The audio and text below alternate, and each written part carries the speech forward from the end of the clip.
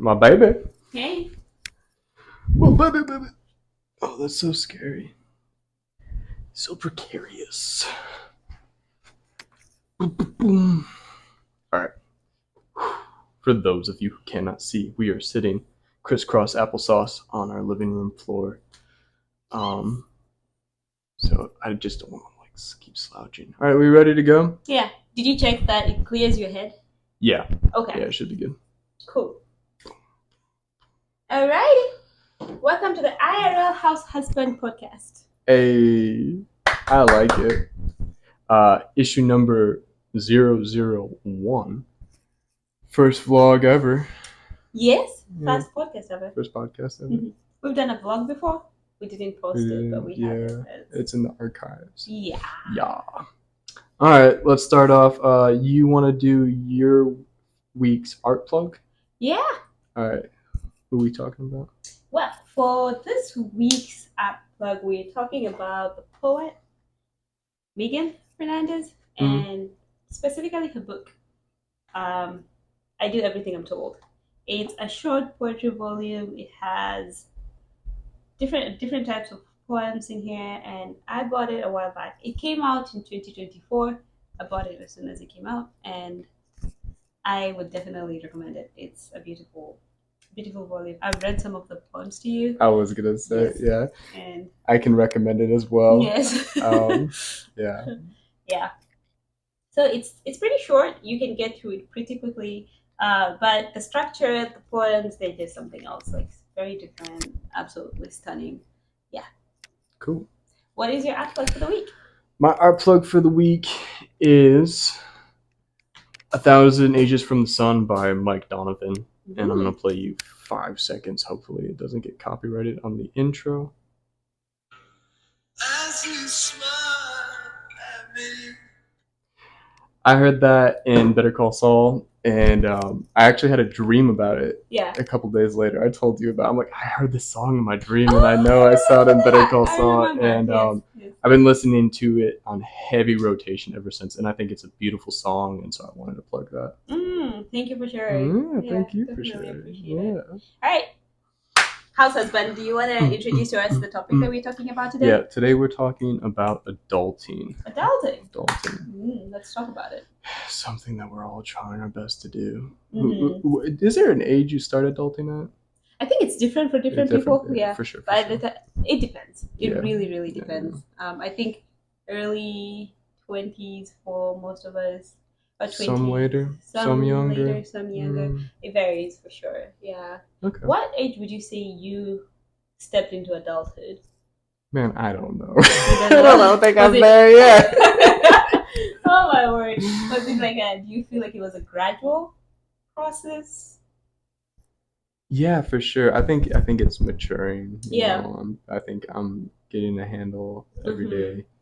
All right. What was something that you believed as a kid that you wish you still believed as an adult?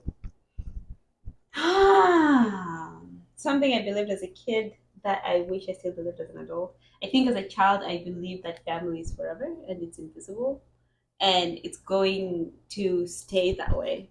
I didn't think it was something that's mutable or something that would change because you were born into a family and you grow up for most of your life into the same family, same people. I think it's only later in life that you start seeing changes with your parents aging, your siblings growing older, people going in different directions. So it's not something that I know you will always have your family, but there are losses, there's aging, there's change, there's entropy. It's a little different how you see family as a child and how you experience family as an adult. Wow. Yeah, that's real. Yeah. That it's part of the magic of being a kid, isn't it? Absolutely. Yeah. Man. It's not as a child. I don't think it's something you think about, but it's something that's very there. It's a fact. It's something you can stand on. The family. Yeah. Is there? You don't think about it. That's a good one. I wish I still had that too. Yeah.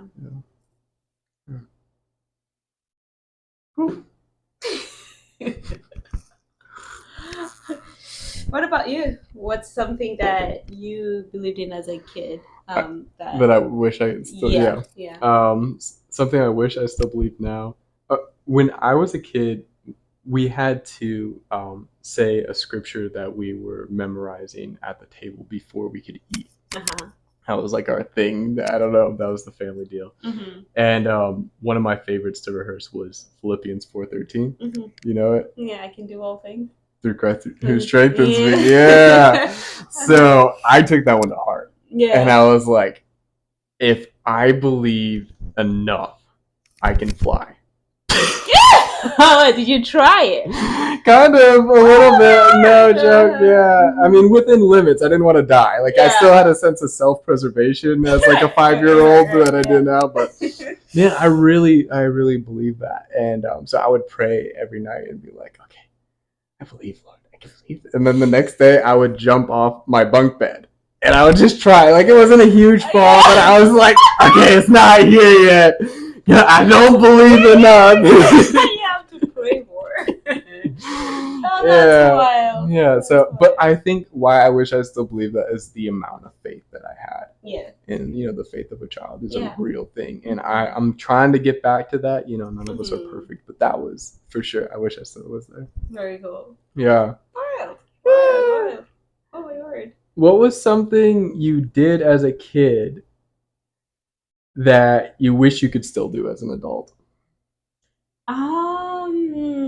Lots of things. I think one thing I did as a kid was the amount of time I spent, like, have that your time being open and free, and you really don't have to think. So, like, I think the one thing that I did at that time was read a lot of books and then go outside and bask and go play and hang out with my cousins and my siblings. Yeah.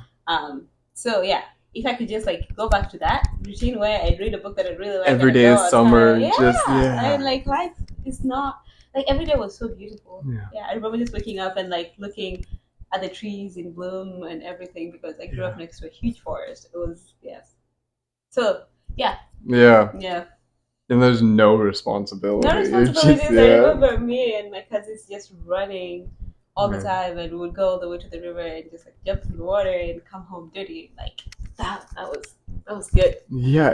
It's food for the soul. Where you really feel so nourished. And I think it's so important as a kid while you're developing to have those types of experiences. Like they really do, because you carry them with you throughout adulthood, and there's something to lean on. It's like life is beautiful.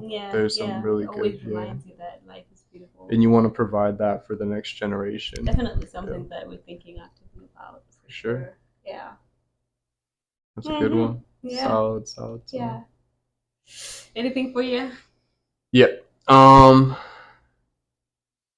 So mine is, I wish I could still stare at people.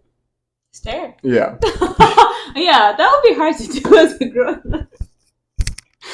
But hear me out. Like, I actually think, so they tell you not to stare as a kid. Like, you have to learn that. That's not a natural thing. Yeah. And I think it's, to some degree, for good reason. Like, I know it's rude, but I do think there's a reason why we do it. And like, now I've been taught that it's rude, and so I really try not to. But sometimes I feel like I should. Like, sometimes I'm walking around and someone seems a little unhinged. Yeah. And I won't look at them out of fear of being rude. But like, I should be aware of my surroundings. I know, but at the same time, if you look at the person who seems unhinged, I think that would just trigger them to engage with you. More unhinged. That's true. Like, don't look a dog in the eyes, kind of a thing. Something like that. Yeah. Like, you don't really want to give them that, and then they would be like, "What are you looking at?" And then now it becomes a thing. Yeah. I wonder why our parents told us not to stare. I mean, I remember being told, "Don't point." Yeah. Don't point out someone, like, don't go do that or something. Yeah. I don't know about staring, but staring is rude. It is. Sometimes, like, there's a way we do it as an adult.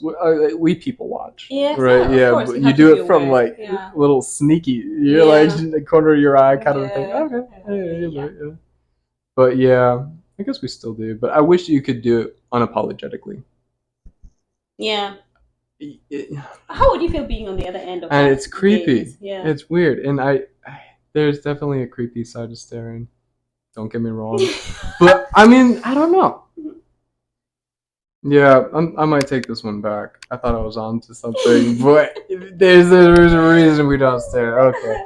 But I do wish, I do feel like there are times where I should be able to become more aware of what's going on. Mm-hmm. That's kind of what I was trying to lean into. Yeah, yeah. I think awareness as an adult is definitely something. Just being aware of your surroundings. Yeah. I think as a kid you have you can be oblivious to a lot because you have caretakers. As True. An adult, you don't. Yeah. So I kind of get where you're coming from. Yeah. Mm-hmm. Yeah, it's an added responsibility. For sure. What's something you love about adulting? You go first. What's something you love about adulting? I get to buy my own groceries. Okay. Yeah. You like that? I love that. Okay. Yeah. My mother was really strict about what we had in the house, and I mean, we're married, so I don't think you know what I like to eat, and I don't think a lot of it's junk food, but it's just stuff. We weren't allowed to have bacon. I eat bacon in moderation, but I love being able to buy bacon. And I know bacon's not good for you, but yeah, that's nice. I appreciate that. Yeah, there are little freedoms that come with adults and stuff like that, where you can buy a cake if you want to buy a cake. Yeah, and you can, I don't know. There's a lot of things that you can do as an adult without having that sense of being censored or being restricted. I get it. Yeah. How about you? One thing I love about being an adult, I think it's the same concept, like tapping into the thing that you said, not just but specifically with groceries, but that sense of ordering my life and taking it however I want. I know there's a lot of roadblocks and there's a lot of things to navigate, and you won't always have things turn out the way you want them to. But that sense of initially, I can order my life in a certain direction and I can try. Yeah. There's no law saying that you can't try something. Yeah. I kind of like that. I like being at the helm of my life. Yeah. This is how I want my days to look like, and that's what I want to do. Mm-hmm. That's good. I really love that about being an adult. Yeah. Yeah. No. Yeah, you have a lot more power. Yeah. That's nice. All right. So that's adulting. Yeah, those are some good talking points. Yeah, it's not the whole scope of it all. Scope of adulting. There's a lot more going on in there. Yeah, I like their questions. Yes. Yeah. I want to talk with you more. I am definitely here for the talk. Yeah. Ah, man. I love you. I love that you're here afterwards. Okay. Project update.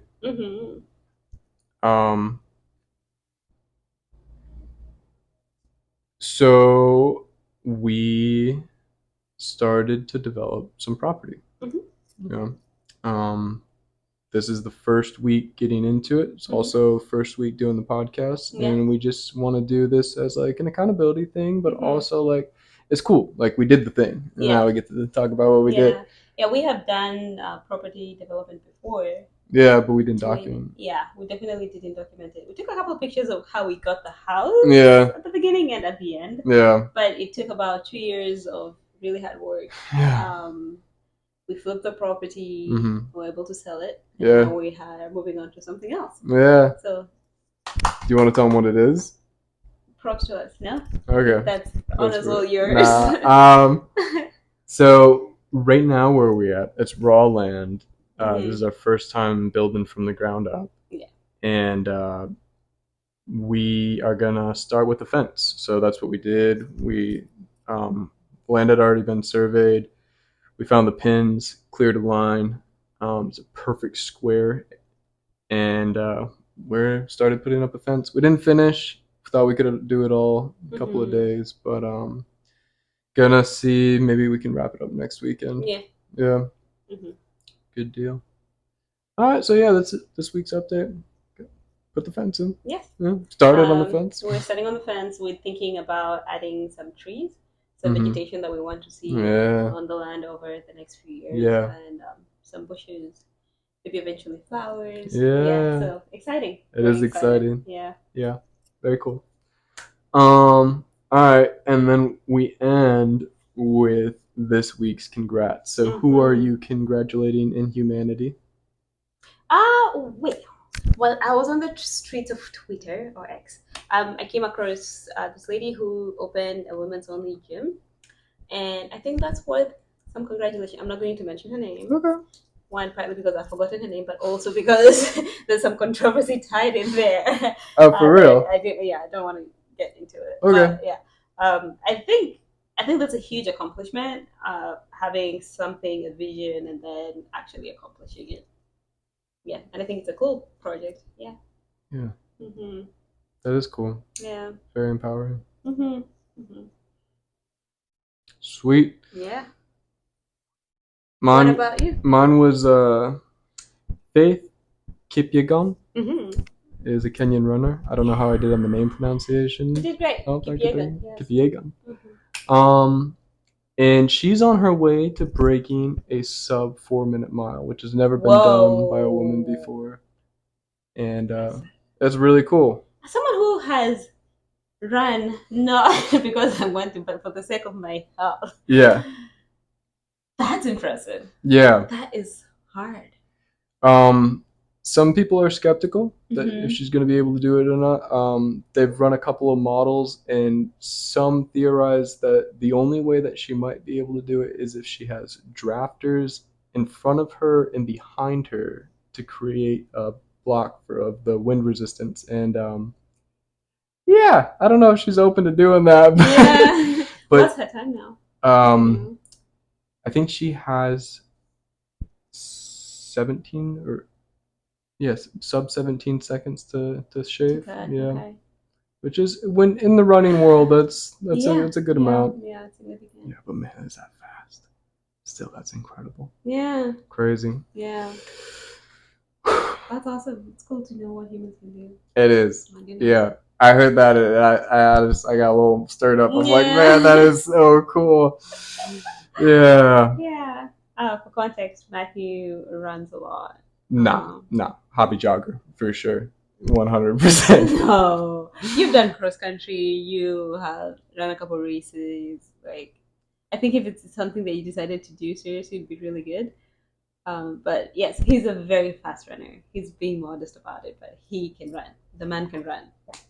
Anyway. As someone who runs with him, he runs. He leaves me behind every single time. Nah. Thank you so much for tuning in. This is our first one, so if you have any feedback, anything we can improve on, any questions, any comments, or anything, feel free to talk with us. Or any suggestions on what you think we could do next week. Yeah. All right, thank y'all. Thank you for being with us. Bye.